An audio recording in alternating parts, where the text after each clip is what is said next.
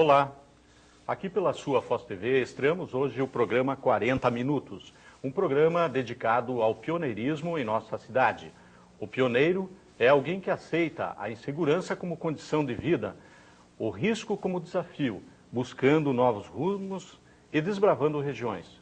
O pioneiro, ao deixar a sua terra, procura uma nova forma de vida, medida que vai superando vidas, incertezas e perigos. O pioneiro vai também descobrindo novas situações e novas verdades. O pioneiro descobre que pensa, que raciocina e que tem capacidade de querer e decidir. Tudo isso para a construção de um novo mundo, para uma vida melhor. O entrevistado de hoje é o senhor Írio Oller, topógrafo e que nasceu em Foz do Iguaçu. Senhor Írio, os seus pais, eles vieram da onde para Foz do Iguaçu? Qual é a origem deles? Primeiramente, eu gostaria de cumprimentar aos moradores de Foz do Iguaçu, aos meus concidadãos, a Foz TV pela iniciativa deste programa, porque, segundo o que eu entendo, Foz do Iguaçu é uma cidade muito rica em histórias e o resgate dessa história será de grande valia para o desenvolvimento, inclusive, de Foz do Iguaçu. E, começando a responder a tua pergunta, meu pai veio nos meados de 1911 da Alemanha. Da Alemanha foi a Cruz Machado aqui no Paraná e em 1927 ele aportou em Foz do Iguaçu junto com meu avô, meus tios, etc.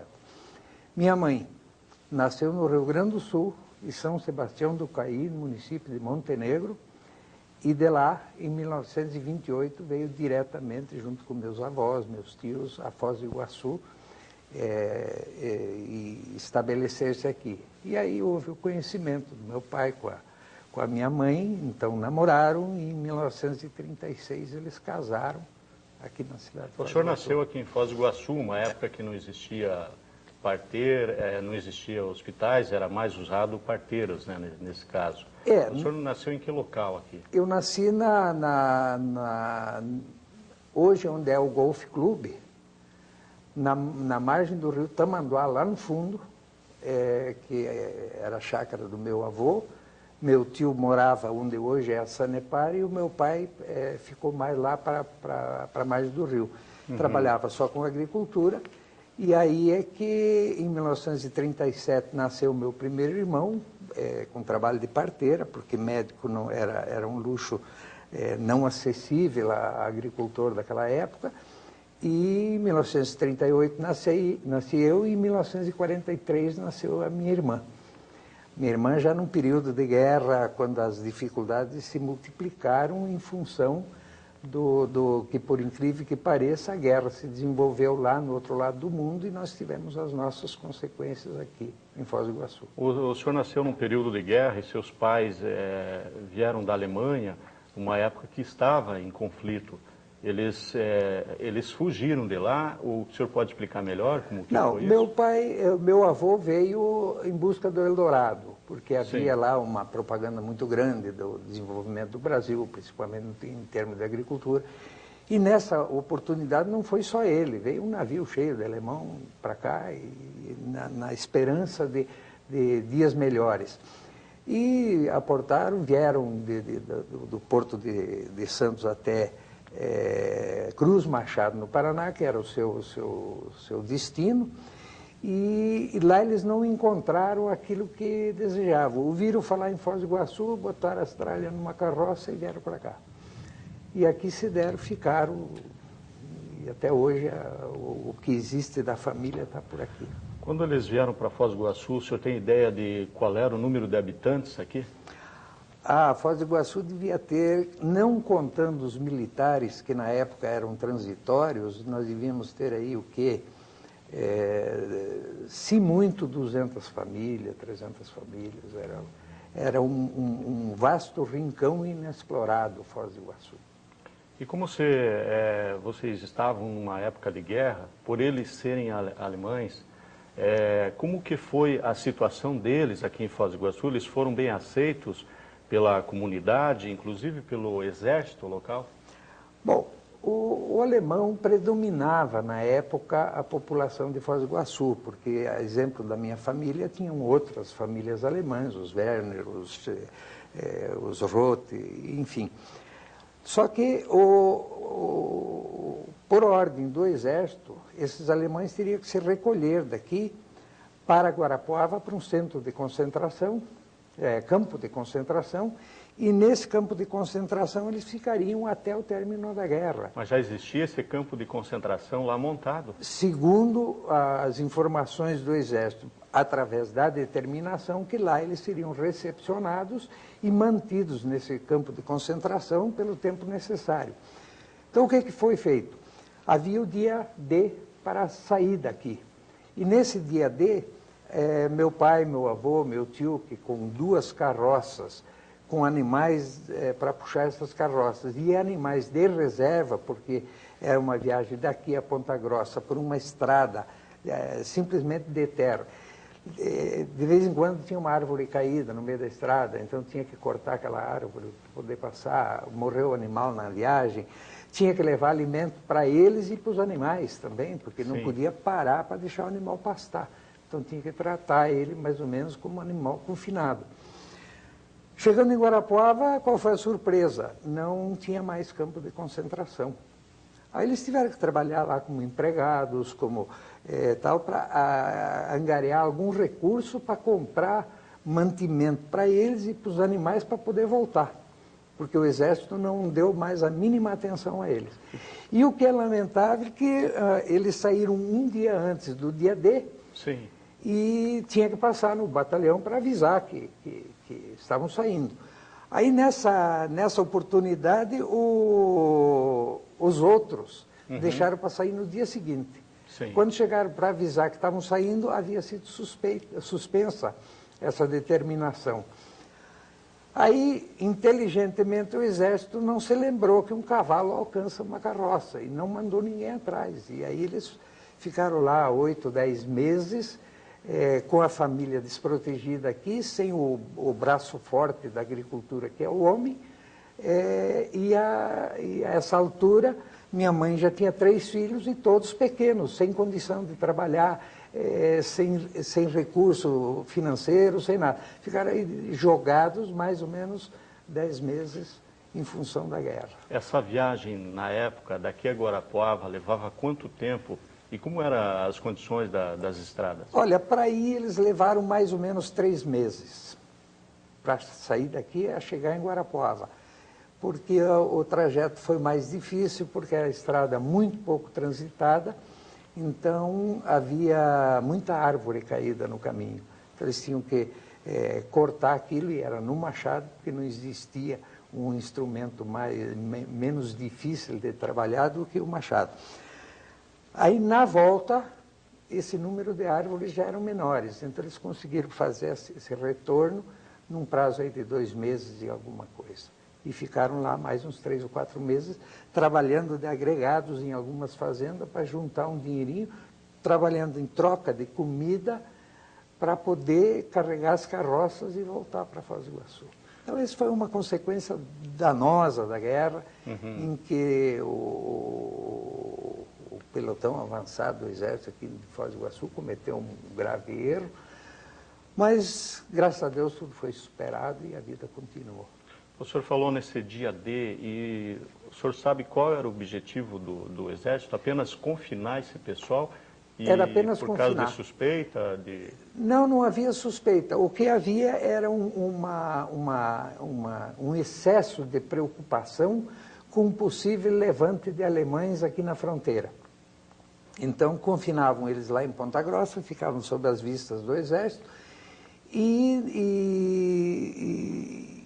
quando eles entenderam que isso seria um absurdo, porque os alemães que estavam aqui eram todos agricultores, todos mexendo com a terra, e ninguém vamos dizer assim, com perfil de guerreiro. Sim. Então, suspenderam, mas aqueles que já tinham ido, lamentavelmente, entraram nessa fria. era proibido falar alemão, entre família mesmo, falar alemão. Se fosse detectado pelo exército, havia punição de prisão, etc. Ouvir rádio... E rádio podia ou não? Não, de jeito nenhum. Rádio era proibido por causa na época se conseguia com facilidade no rádio, facilidade para a época. O rádio sintonizar emissoras da Alemanha. Sim. E o meu avô fazia isso. No sótão da casa, de noite ele estendia uma antena por fora da casa, de um palanque no outro lá e tal, e ia lá por rádio, ligava, ficava ouvindo baixinho todo o noticiário da guerra pela emissora alemã. Era mais curiosidade de saber como estava o andamento curiosidade da guerra. E aquele sentimento patriótico, né, que lamentavam o país deles estar envolvido em guerra e aquela coisa. E de manhã, então, tinha a hora do chimarrão, que seria por volta das 6 horas da manhã. Se reunia meu pai, meu avô e meu tio, em volta de uma chaleira de água quente e uma colher de chimarrão. E aí o meu avô transmitia para os filhos o que estava realmente acontecendo na guerra. E terminou o chimarrão, aí cada um ia para o seu serviço. E o senhor tem conhecimento de alguém na época que chegou a ser preso por estar ouvindo rádio ou falando alemão? Não, porque eu acho que o meu avô era o único que tinha rádio e era o único que ouvia rádio, ou ousava desafiar. Mas o exército sabia que ele tinha rádio? Não sabia de forma alguma. Era escondido. E essas notícias do rádio ele também só contava para pessoas de absoluta confiança, em função de que aquele medo de um segredo se espalhar, né? E chegar aos ouvidos dos milicos lá, do exército. Então, era mais ou menos ali em família, coisa e nada mais do que isso. Certo. Agora, teve uma outra passagem em função da guerra já em 45, quando esses mesmos agricultores, entre eles meu pai, meu avô, meu tio e tal, nós tínhamos que vir da agricultura uma vez por semana, todo sábado, trazendo mercadorias. Carne de porco, galinha, ovos, queijo, manteiga, produtos vegetais, verduras, mandioca, enfim. Todo produto agrícola tinha que ser trazido para a cidade para ser vendido em praça pública, em frente da hoje Polícia Federal. Tá bom, senhor Írio. Nós vamos para o intervalo comercial e voltaremos daqui a 3 minutos. Hoje estamos entrevistando o senhor Írio Oller. Até daqui a pouco, pessoal. O programa 40 Minutos está de volta, hoje entrevistando o senhor Írio Oller, topógrafo. Senhor Írio, o senhor estava falando sobre a época da guerra, uma época que existia dificuldade até para comprar açúcar e querosene. Como foi isso? Perfeito. Com relação como consequência da guerra, ficou muito difícil a aquisição de açúcar e querosene, principalmente. Não se falava em muita coisa mais supérflua, mas o açúcar e o querosene eram fundamentais, porque não tinha eletricidade, não tinha outra forma de iluminação a não ser o luzinho que deixa o nariz preto e tal. Então, o agricultor, quem viesse de carroça vender ovos, leite, manteiga, carne, enfim, linguiça e outros agricultores, ele tinha o direito de ir lá no batalhão, após a feira, e comprar 2 quilos de açúcar e 2 litros de querosene. Era uma convenção criada pelo Exército Pelo Exército. E para o agricultor isso era uma maravilha, porque agricultor como nós éramos ainda crianças. Sim. E como é que uma criança vive sem o açúcar, sem o doce, sem o... Só que não é esse açúcar bonito, branquinho, que se vê hoje no mercado aí, era amarelo, que vinha empelotado. Então, daquilo é que a mulher da agricultura fazia a alimentação, para adoçar o café, para fazer um bolinho, para fazer... É uma coisa muito rara. E o que é usado nos lampiões, que, vamos dizer assim, se usava com estrita economia, porque o querosene era, além de caro, difícil. Então, quando a gente trazia a mercadoria, quem vinha de carroça comprava 2 litros de querosene e 2 quilos de açúcar. Mas alguns agricultores vinham a cavalo, trazendo mercadorias em aquelas mochilas e tal. Esses só tinham direito a 1 litro de querosene e 1 quilo de açúcar. Então a dificuldade desse pessoal era maior, porque o inverso da coisa, quem tinha maiores posses tinha menos filhos, quem tinha menos posses tinha mais filhos. E isso é uma tradição que se preserva até hoje. Na época já era válido. Então quem vinha a cavalo é porque ou tinha muito pouca coisa para vender ou não tinha carroça. E aí só podia levar 1 quilo de açúcar para casa. Quem tinha carroça levava 2 quilos de açúcar para casa e muitas vezes esse açúcar no caminho de volta era dividido com os amigos que tinham mais filhos, então precisava um pouco mais de açúcar. E aqui, assim, pelo fato de ser uma fronteira, tendo a Argentina, tendo o Paraguai, o povo não buscava recurso nesses países vizinhos? Procurava, mas o Paraguai, principalmente, era pior do que aqui. O Paraguai não tinha absolutamente nada. E na Argentina, só a partir do pós-guerra, lá por 1947, 48, começou a se abrir uma fronteira onde a gente ia buscar macarrão, ia buscar o azeite, ia buscar farinha de trigo e etc., lá na Argentina. Mas era uma dificuldade muito grande, porque nós éramos tratados os macaquitos. Macaquitos era uma discriminação? Era uma discriminação que como se nós fôssemos uns mortos de fome que íamos nos buscar na Argentina.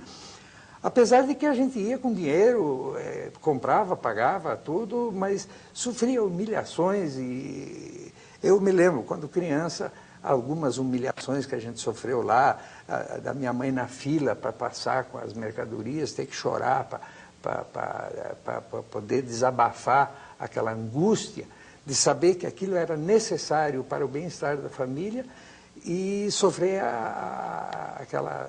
Era necessário implorar para fazer a compra, coisas assim? Não é para fazer a compra não, porque o comércio vendia fácil. Era na hora da travessia. Sim. E a gente vinha dentro dos limites e tinha aquela coisa, meio-dia a Argentina ia dormir. Então, podia você ser o último da fila, mas chegou ali, o relógio dele deu meio-dia, ele fechava a portinhola e você tinha que ficar ali. Uhum. E se não levasse o boletinho dele, a canoa não te atravessava para o lado brasileiro. Então, aí ficava a gente comendo um pedaço de pão, uma coisa, até às 3 da tarde, quando é que acabava a famosa siesta deles, e aí ele abria a janelinha com um mau humor, pior do que na parte da manhã, porque ele foi interrompido no sono dele lá e tal. E aí, então, ele dizia o que imaginava, não pensava para dizer impropérios aos brasileiros. Foi uma vida muito difícil. E, seu Oller, naquela época já existia contrabando, o pessoal fazia isso aí, existia problemas de prisões? Como funcionava aqui a fronteira? Não. É muito difícil, o povo era muito... como é que eu vou te dizer, muito respeitador. Então, quando se ia comprar alguma coisa na Argentina, ou excepcionalmente eles vinham buscar alguma coisa aqui no Brasil, eles tinham uma aversão ao Brasil. Eles só viriam para Foz do Iguaçu em último recurso, porque eles achavam que o Brasil era um país... menos qualificado do que a Argentina deles. Sim. Então, por isso existe até hoje, da parte dos pioneiros, uma certa resistência contra a Argentina, porque lá na nossa juventude nós aprendemos a sofrer na mão deles. Por que o senhor acha que era assim? Eles tinham uma cultura superior ou como é que era? Eles se imaginavam superiores a nós, porque eu entendo que a superioridade brasileira, só pelo fato da liberdade e dos direitos que nós temos no Brasil, é um país muito superior à Argentina. O deles vamos dizer assim, embora democrático, tem uma tendência ditatorial. Sim. Então, aqui as autoridades sempre foram acessíveis. né? Sim. Agora, lá na Argentina, o acesso a uma autoridade para solicitar uma ajuda ou recorrer de alguma agressão que sofreu era impossível, porque eles eram autoritários, donos da razão e da verdade. E o macaquito brasileiro que se danasse. Interessante. Eu gostaria de ouvir do senhor também sobre a época em que seu pai ouvia rádio lá, que ele ouvia escondido. Se não existia luz elétrica, logicamente era bateria. Como que funcionava o rádio? Como que era carregada essas baterias? É um fato interessante para que o telespectador saiba. Na verdade, veja bem, Heitor, Foz do Iguaçu, naquela época, era tão pequena que só existia um automóvel, um Fordinho 29 e tal, que já existia em 1936, tanto é que minha mãe foi a primeira noiva de Foz do Iguaçu a ir para a igreja de carro. Então foi um fato curiosíssimo. Isso é um registro histórico. A sua mãe, como é o nome dela? Amanda Oller. Foi a primeira pessoa a ir à igreja de automóvel em Foz do Iguaçu. Isso em que época? 1936. 36. Então, em função disso, um dos Keller, eu não sei agora, não saberia te dizer exatamente qual deles, mas talvez o pai do Alfredo Keller, do Ernesto Keller, eles criou lá um mecanismo para carregar bateria. Só que isso era movido a uma roda d'água, uma espécie de um dínamo que sofria uma transformação. A verdade é que era o milagre da carga da bateria. Então, meu avô trazia essa bateria dele quando descarregava do rádio, meio escondido, porque se o exército visse, ele iria querer saber por que essa bateria está sendo carregada, e a desconfiança do rádio seria inevitável. Então, essa bateria vinha escondida, como os Keller também era tudo alemão, então ficava tudo meio na moita e tal, carregava a bateria, voltava lá. Numa roda d'água tinha um dínamo e carregava a bateria. Eu não saberia te descrever o mecanismo agora, porque, na verdade, eu nunca fui ver isso. Isso é a história que o meu avô contava, que era uma roda d'água que girava e que daí tinha lá um motorzinho, uma coisa assim, que produzia energia que carregava a bateria. Os Keller são esses que têm uma loja de eletricidade. Exatamente. Hoje. Então já vem desde aquela época o conhecimento pela a tendência deles de mexer com eletricidade, eletrônica e essa coisa vem desse tempo. Isso deve ser genético, porque esse carregador de bateria devia ter sido o pai deles.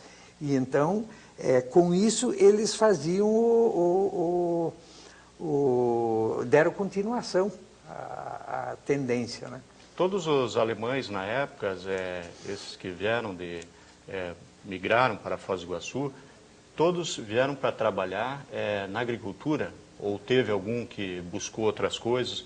Olha, a intenção principal era trabalhar na agricultura. Havia casos em que, depois de entrar na agricultura e tal, e se detectando necessidades na cidade, então, o Schwettner, ele construiu um hotel em Foz do Iguaçu. A dona Elfrida Rios... Como é o nome dele? E era o primeiro hotel? É o primeiro e único hotel. Depois o governo fez o Hotel Cassino Iguaçu, que era o hotel da elite. Foi aonde começou o ciclo de turismo de Foz do Iguaçu. Em que época foi isso? Assim? Isso foi nos meados de... Tudo a partir de 47, porque até então os danos da guerra eram muito vitais para Foz do Iguaçu.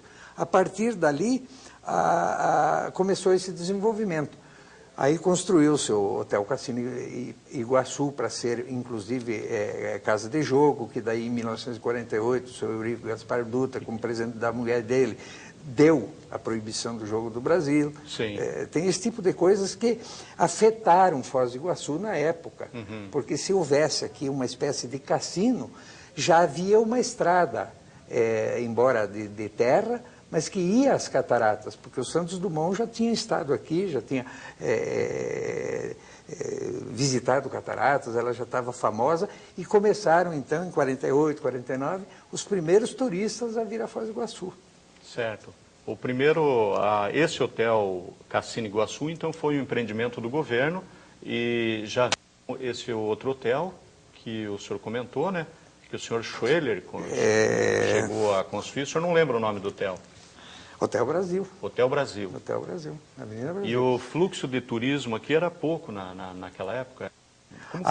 O turista, ele era, vamos dizer assim, objeto de notícia para um pegar o cavalo e ir na chácara do outro lá para contar que tem um turista na cidade. Era uma coisa assim fantástica, né? Sim. A ida para as cataratas, ela se dava quando já funcionando em 1950, alguma coisa. O Hotel Cassino, que era da Dona Rosa de Castro, que explorava esse hotel, o Major Castro e a esposa, a Dona Rosa, exploravam esse hotel, então eles tinham um ônibus. Daqueles ônibus que cabe 12 pessoas, e o motorzinho lá para frente, aquelas coisas, é um museuzinho, coisa mais linda. E ia para aquela estrada levar o turista, mas não podia ser todo dia, porque se chovesse já o ônibus não ia. Sim. Aí, em 1945, também começou a se fazer o calçamento Foz-Cataratas. Aí foi uma outra fase em que Foz começou o seu real desenvolvimento, porque aí então podia se explorar o turismo com mais segurança, porque o ônibus poderia ir todo dia para as cataratas levar turista e voltar. Nós vamos falar mais sobre isso daqui a pouco. O programa 40 Minutos agora vai para os comerciais e fique com a gente que logo voltaremos. Olá, o programa 40 Minutos está de volta. Hoje entrevistando o senhor Írio Oller, um dos pioneiros de Foz do Iguaçu. Senhor Írio, nós acabamos o último bloco falando sobre a situação do turismo em sua época, a época que o senhor comentava sobre como era o ônibus, que existia também só um carro de passeio em Foz do Iguaçu. O que o senhor tem a falar mais sobre isso? Bom, Foz do Iguaçu é uma cidade que eu acredito que Deus olhou com mais carinho um pouco, nos dando as cataratas do Iguaçu, depois nos deu o Rio Paraná, o Rio Iguaçu, que a partir daí nós temos hoje uma Itaipu, nós temos, enfim, um desenvolvimento bem maior. Mas o turismo na época versava apenas e tão somente nas cataratas, porque o resto não era explorado. Muita mercadoria vinha de barco da Argentina no Porto Oficial aqui no Paraguai para abastecer esses hotéis, o Cassino e o Hotel Brasil, que a dona Elfrida Nunes Rios também mexia com esse hotel ali. Então precisava para o turista uma mercadoria de maior qualidade, e essa vinha de Buenos Aires por barco para Foz do Iguaçu. Que tipo de mercadoria? Vinha bolacha, vinha manteiga, vinha coisa mais sofisticada, aquelas coisas que na época eram a mesa do rico. E então, nós não tínhamos acesso a isso até pelo custo, mas o turista não podia ser submetido àquela manteiga feita na mão lá pela colona, às vezes com a unha suja e etc. Tá? Então havia essa preocupação. Com a qualidade. Com a qualidade, qualidade. E o turismo era o quê? Esse ônibus ia para as cataratas uma vez por semana, coisa assim, porque o fluxo de turismo era muito pequeno. Como o turista chegava aqui? Na época o senhor falou que não existiam estradas, não existiam meios de... Era muito difícil. O turista vinha como é que eu vou te dizer, não havia linha de ônibus específica, pelo menos até 1948, 49. 50 em diante já havia o ônibus que vinha a Foz do Iguaçu, levava 24, 48 horas para vir de Curitiba aqui, mas vinha. Vinha e ainda grande parte do trecho pela Estrada Velha de Guarapuava, até que se abrisse a rodovia CR1, que ia daqui a Cascavel, que hoje é a BR-277. Então, o turista vinha, se hospedava no hotel. Aí, a partir de 50, já começou a descer avião aqui, aí já era um fenômeno, né? E o povo da cidade, o agricultor, eu lembro que a primeira vez que eu fui às cataratas, nós levantamos de manhã no escuro, botamos as tralhas na carroça e fomos para as cataratas. Demorava também. Chegamos lá perto do meio-dia, aí comemos lá aquele lanche que a gente tinha levado, demos uma visita nas cataratas e voltamos para chegar de noite em casa. Então, mas foi uma coisa... Só que, lamentavelmente, na época não se ouvia falar nem sequer em fotografia. Certo. Então, lembranças efetivas disso vai ser coisa muito rara. Senhor Írio, como era a segurança naquela época? Eu gostaria que o senhor me falasse rapidamente, porque o programa já está se aproximando do final. E também eu gostaria que o senhor estabelecesse um comparativo. O que o senhor acha da cidade naquela época e hoje? Bom, Heitor, a segurança na época era uma coisa tranquila. Você não precisava fechar a casa para dormir, podia dormir de qualquer jeito, que nada acontecia. Embora, num fato isolado, em 1949, meu pai já tinha um armazenzinho na Estrada das Cataratas, exatamente onde hoje é a Sanepar, e esse armazenzinho foi assaltado por um grupo de paraguaios e acabaram matando meu pai nessa oportunidade. Então, isso foi um fato que mexeu com a cidade toda, mas não houve culpa da segurança, porque não havia necessidade de um contingente de segurança maior, porque a cidade era pacata. Esse grupo de paraguaios, liderado por um sargento do exército paraguaio, é uma história comprida. Sim. Ele veio aí, matou meu pai, roubou tudo que nós tínhamos, levaram embora, e aí começou uma outra fase da nossa vida, onde a grande guerreira foi a minha mãe, que ficou com 3 filhos relativamente pequenos, eu tinha então 9 anos de idade. Foi difícil. Hoje, eu às vezes lembro com saudade daquele tempo, porque a insegurança que nós vivemos hoje na cidade de Foz do Iguaçu é qualquer coisa de extraordinário. É culpa de um órgão de segurança? Não. É culpa de outro? Não. É culpa de todos e mais a administração pública municipal que não se preocupa com isso. Eles não cobram das autoridades constituídas e definidas para esse fim esta segurança. Temos uma condição de vida melhor? Em certos aspectos, sim. Mas a nossa liberdade, porque hoje, na verdade, o iguaçuense é um prisioneiro noturno. 9 horas, 8 horas da noite, você tem que fechar a tua casa, se trancar entre 4 paredes, porque você está sujeito a uma visita não muito... inesperada. Amistosa, né? Uhum. Então, é complicado. Agora, Foz do Iguaçu tem tudo para se tornar aquela cidade que nós, os pioneiros, nós que nos lembramos daqueles bons tempos de Foz do Iguaçu, sofridos, mas gostosos, possamos ter pelo menos uma parte disso de volta, através de uma administração pública coerente e séria e através da cobrança desse mesmo poder em cima das forças de segurança, tanto faz municipais, estaduais ou federais. Federais, nos seus diferentes mecanismos de segurança, têm que ser acionados para que Foz do Iguaçu nos devolva o sono da janela aberta. O senhor acredita que é possível esse resgate que nós perdemos, culturalmente, talvez, a médio ou longo prazo? Heitor, o Brasil inteiro tem um problema sério, cultural. E grande parte da responsabilidade da falta de cultura a esse nosso povo, ou de ser educado de forma errada, é da política, dos políticos, que eles levam essa população menos esclarecida a serem eternos dependentes dos favores do poder público. E nós todos sabemos que o poder público não existe para isso. O poder público existe para realizar as necessidades de um povo como um todo, e não para estar dando favorecimentos em horas oportunas à comunidade. O que nós precisamos? Escolas de qualidade, nós precisamos saúde de qualidade, preventiva e não curativa, nós precisamos segurança de qualidade. O resto, este maravilhoso povo de Foz do Iguaçu, aqui nascido ou adotado por Foz do Iguaçu, tenho certeza que dá conta do seu recado. O resto fica por conta do povo, né? O resto fica por conta do povo. O programa 40 Minutos está terminando.